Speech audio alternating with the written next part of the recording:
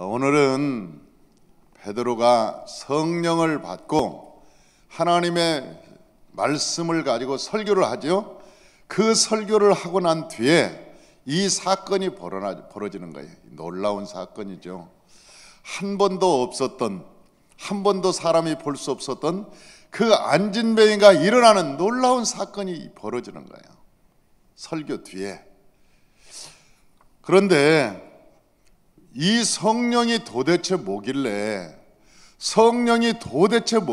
그 하나님의 성령을 받고 나서 이러한 사람들이 이러한 역사를 이루는가? 이 베드로만 그런 것이 아니라 나중에 요한도, 그리고 사도 바울도, 그리고 안드레도, 야고보도 하나님의 성령을 받은 사람들은 줄줄이 모든 사람들이 가는 곳마다 이러한 역사를 일으키는 것이죠. 도대체 그 성령이 뭐길래? 아니, 어저께만 해도 다 도망갔던 저 사람들, 아니 사람들이 위협하니까 말을 못했던 사람들, 위협하니까 아니 자기 고향으로 돌아가서 에이가 나도 모르겠다 고기나 잡자 그렇게 했던 그런 사람들이 어쩌다가 이렇게 됐을까 하는 것이죠. 많은 사람들은 성령을 단순히 하늘에서 내려오는 하나님의 선물이나 아니면 신앙생활할 때 도움을 주는 하나님의 선물 정도로 생각합니다. 많은 사람들은 성령 받으라 그러면 성령 하나님이 주는 선물, 신앙생활 잘하면 하나님이 주는 선물, 아니면 신앙생활인데 조금 약간 도움을 주는 그런 분, 그렇게 생각한다는 것이죠. 이러한 생각을 가지고 있는 사람들은 어떻게 생각하냐면 성령에 대해서 성령을 받으면 신앙생활하는데 좀 도움이 되고 좀 효과적이고, 그리고 성령을 받으면 조금 더 능력 있게 신앙생활을 할 수 있지 않나 그렇게 생각하죠. 그리고 그들이 생각하기는 성령이 없어도 신앙생활은 좀 더 할 수 있고, 성령이 없어도 우리가 그냥 깊이 있는 신앙인은 안 돼도 그냥 나처럼 신앙생활하는데 큰 별 걱정이 없을 것 같다, 이렇게 생각하기가 쉽다는 거예요. 그래서 많은 사람들은 성령을 구하는 것이 아니라 교회에 나와서 은혜 받고 말씀 듣고 11조 내고 교회에서 하나는 봉사하고 헌신하고 그러고 거기에 멈춰버린다는 것이죠. 그러나 우리가 분명히 알아야 될 것이 있습니다. 그것은 성령이 없이는 하나님의 자녀가 될 수 없을 뿐만 아니라 우리가 하나님의 일을 단 한 가지도 할 수 없다는 거예요. 성령이 없습니다. 왜 그러냐? 성령은 하나님께서 우리와 교제하기 위해서 우리 안에 주신 하나님의 영이기 때문에 그래요. 우리 안에 하나님의 일을 하기 위해서, 우리와 교제하기 위해서 우리 안에 주신 하나님의 영, 그러니까 하나님은 누구와만 얘기하느냐? 하나님의 영이신 성령과만 얘기하지 육신을 가진 우리와는 대화할 수가 없는 거예요. 그러니 우리가 쉽게 이야기하면 성령님은 하나님과 대화할 수 있는 매개체예요. 하나님과 하나님께서 우리와 대화하기 위해서 우리 속에 넣어주신 매개체예요, 성령님은. 그래서 우리가 내 안에 성령님을 가지고 계시지 없으면 하나님이 어떠한 말을 하는지를 알 수가 없다는 거예요. 도대체 알 수 없다는 거예요. 왜냐하면 우리의 육신은 하나님을 알 수 없기 때문에 그러는 거예요. 심각해지네. 성령은 우리 신앙생활하는데 단순하게 도움을 주거나 아니면 신앙생활을 깊이 하기 위해서 성령을 받는 것이 아니라, 이 성령이 내 안에 안 계시면 하나님의 일을 할 수 없다니까요. 그래서 어떤 사람들은 열심히 봉사를 합니다.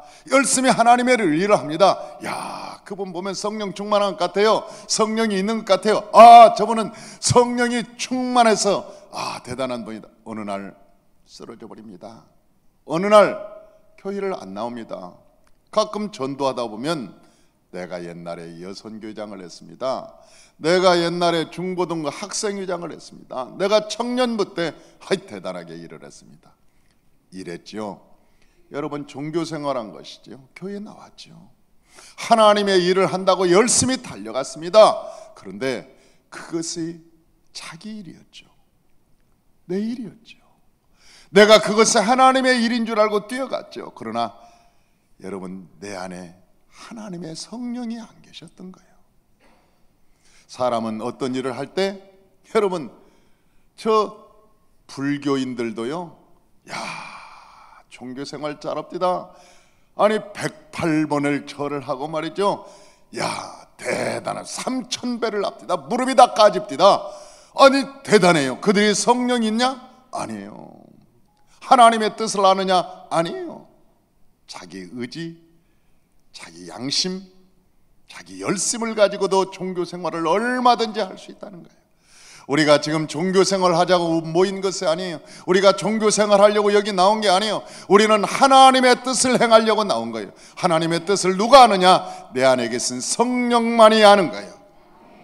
성령을 하나님이 왜 우리에게 보내주시느냐? 왜 하나님께서 우리를 성전 삼아 살고 계시느냐? 하나님의 성령이 우리의 마음에 성전 삼아 우리 안에 왜 계시느냐? 그것은 하나님의 뜻을 알려주기 위해서, 하나님의 뜻을 알려주기 위해서 성령을 우리에게 보내시고, 우리 안에 성령이 계시면 성령께서 우리에게 하나님의 뜻을 전달해 주는 거예요. 하나님의 뜻을. 그래서 우리가 하나님의 뜻을 순종하고 하나님의 뜻에 믿음으로 나아갈 수가 있잖아요. 로마서에 보니까 8장 9절에 이렇게 말씀합니다. 누구든지 그리스도의 영이 없으면 그리스도의 사람이 아니다. 그리스도의 영이 없으면 그리스도의 사람이 아니라는 거예요. 왜 그러냐면, 여러분, 오직 하나님의 일은 누가 하느냐면 내 안에 계신 성령께서 하시기 때문에 그러는 거예요. 성령께서 우리 육체를 다스리기 시작하는 거예요. 성령이 안 계시면 누가 우리의 육체를 다스리냐? 우리의 감정이, 우리의 의지가, 우리의 혼이, 우리의 생각이, 우리의 정신과 생각이 우리의 삶을 다스려가기 시작하는 거예요. 로마서 8장 11절에 위대한 얘기가 나옵니다. 예수를 죽은 자 가운데 살리신 이의 영이 너희 안에 거하시면, 예수를 죽은 자 가운데 살리신 이의 영이 너희 가운데 거하시면, 그러니까 성령을 얘기하는 거예요. 그리스도 예수를 죽은 자 가운데서 살리신 이가, 이게 하나님을 얘기하는 거예요. 그러니까 봐봐요. 예수를 죽은 자 가운데서 살리신 이의 영이 너희 안에 거하시면, 성령이 너희 안에 있으면, 예수 그리스도를 죽은 자 가운데서 살리신 하나님이 너희 안에 거하시는 그의 영을 시켜서 그의 영으로 말미암아 너희 죽을 몸도 살리시리라. 누가 살리느냐? 하나님이 의지를 가지고 성령께 역사하는 거예요. 하나님이 의지를 가지고 성령께 역사함으로 성령이 하나님의 뜻을 알고 역사를 시작하는 거예요. 그렇기 때문에 우리 안에 성령이 안 계시면 하나님의 뜻을 어떻게 알 수 있겠느냐? 어떻게 알 수 있느냐? 불가능한 거죠. 그게 불가능한 거예요. 고린도전서 2장 10절에서 11절에는 이렇게 이야기하고 있습니다. 오직 하나님의 성령으로 이것을 우리에게 보이셨나니 성령은 모든 것 곧 하나님의 깊은 것까지라도 통달하시느니라. 사람의 일을 사람의 속에 있는 영 외엔 누가 알리요? 이와 같이 하나님의 일도 하나님의 영 외에는 아무도 알지 못하느니라 그랬어요. 하나님의 일도 하나님의 영 외에는 아무도 알지 못하느니라. 사람의 일은 사람 속에 있는 영 외에는, 자기 생각에는 자기를 알 수 없다는 거예요. 그런데 하나님은 하나님의 영 외에는 아무도 알 수 없다. 그래서 하나님께서 우리에게 어떻게 했느냐? 여러분, 하나님과 뜻을 합해서, 마음을 합해서 하나 되는 마음, 그리고 같은 말, 같은 마음, 같은 뜻을 가지기 위해서 우리에게 여러분 육신 속에 성령을 부어주신 거예요. 그리고 그 성령께 하나님은 지시하는 거예요. 이 사건이 오늘 베드로의 사건 속에 나와 있습니다. 베드로가 설교를 하기 시작합니다. 그런데 일어나지 못하는 사람들, 절망으로부터, 어둠으로부터, 우리의 삶의 가난으로부터, 질병으로부터 일어나지 못하는 사람들, 오늘도 성전 미문에서 수많은 사람들이 일어나지 못하고 있다는 거예요. 하나님께 나가서 하나님의 성전에 들어가야 되는데, 여러분, 하나님의 성전에 들어가서 하나님께 찬양하고 하나님께 영광을 돌려야 되는데, 성전 미문에서, 성전 밖에서 지금 일어나지 못하는 사람들이 있다는 거예요. 못 일어나서 성전으로 못 들어가는 사람들.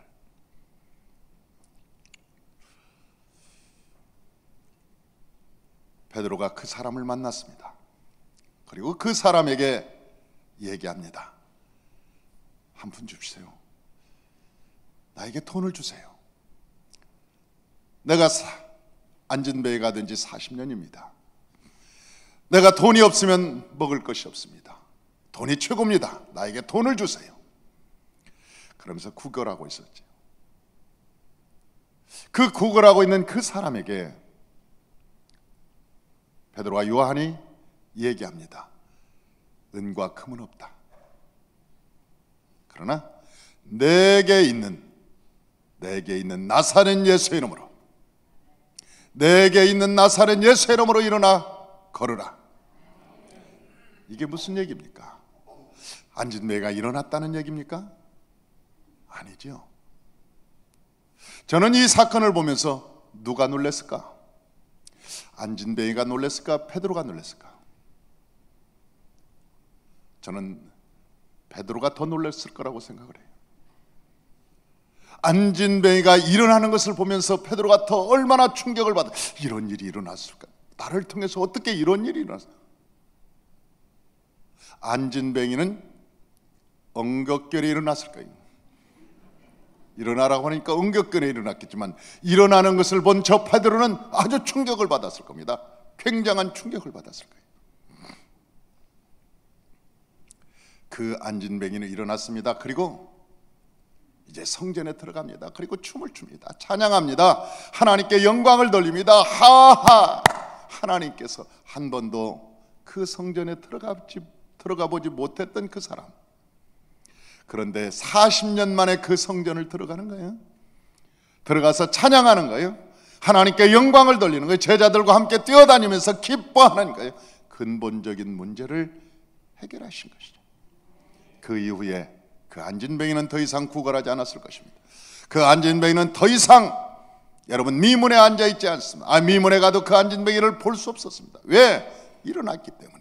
그가 하나님의 제자가 되었기 때문에 다니면서 하나님의 힘있는 일들을 감당했을 겁니다. 뿐만 아니라 그는 많은 사람들에게 도와주는 사람이 되었을 겁니다.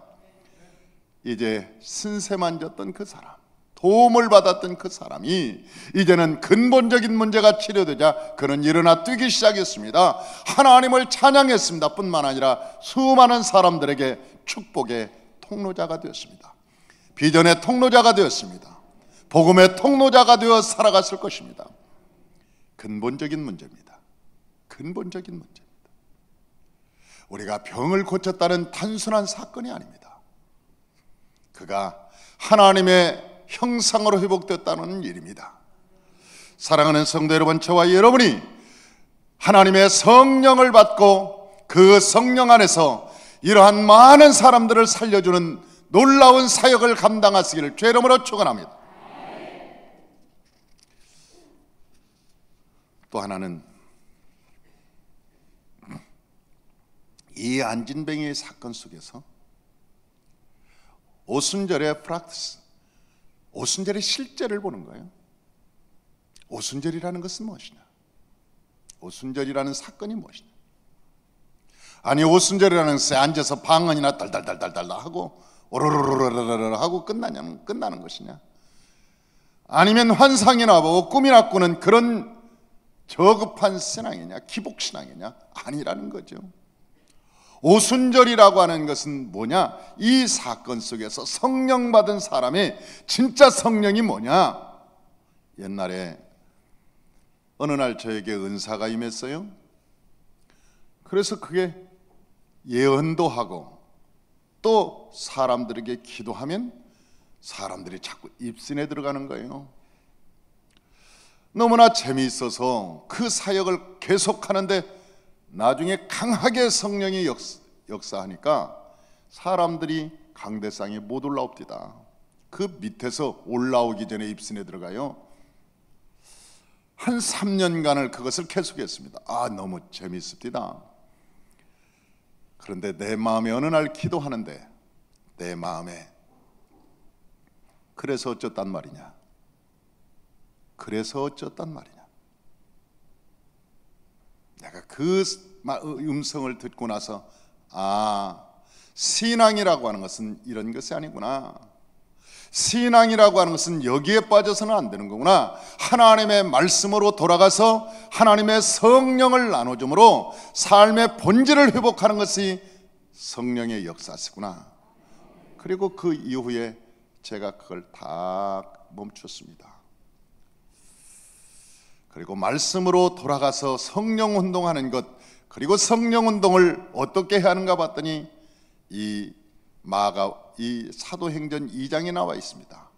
본질적인 성령의 운동이라고 하는 것은 사람 회복 운동인데 그 회복 운동은 어떻게 일어나느냐 하면 하늘에서 하나님의 성령이 임해서 각 사람들 속에 들어가고 그 성령과 하나님이 하나 되어서 역사함으로 육체의 일을 끊고 하나님 백성으로서 형상을 회복해가는 것이 성령 운동이구나.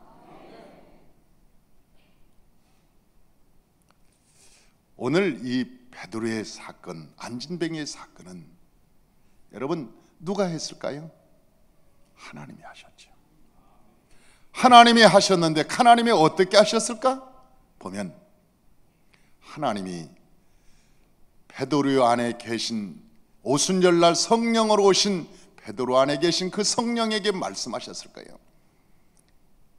오늘 저 미문에 있는 안진뱅이를 내가 일으킬 거다. 그 성령께서는 베드로에게 얘기했겠죠. 오늘 성전 미문에 가면 안진뱅이가 앉아있을 건데 네가 예수의 이름으로 일으켜라. 하나님의 뜻이 성령께 전달되었고 성령께서는 베드로에게 또 전달했을 거예요. 그리고 그 베드로는 성령의 음성을 듣고 이미 집을 출발할 때 안진뱅이가 오늘 일어날 것을 알았을 겁니다. 그날 즉시, 그냥 즉시 일어난 사건이 아닙니다. 왜 그러냐? 요한복음 5장 19절에 보면 이렇게 나와 있습니다. 예수님께서 하신 말씀입니다. 예수께서 그들에게 이르시되 내가 진실로 진실로 너희에게 이르노니 아들이 아버지께서 하시는 일을 보지 않고는 아무것도 스스로 할 수 없나니 아버지께서 행하시는 그것을 아들도 그와 같이 행하느니라. 예수님조차도 아버지께서 시키지 않는 일은 한 가지도 할 수 없었다는 거예요. 예수님조차도 하나님께서 시키지 않은 일은 한 가지도 할 수 없었다는 거예요. 그 예수님이 어떤 분입니까? 성령으로 잉태분 때문입니다. 예수님이 어떤 분입니까? 하나님의 성령으로 충만한 분입니다. 그런데도 불구하고 하나님의 뜻이 아니면, 하나님이 행하시지 않으면 단 한 가지도 예수님께서 스스로 할 수 있는 것이 없었다는 거예요.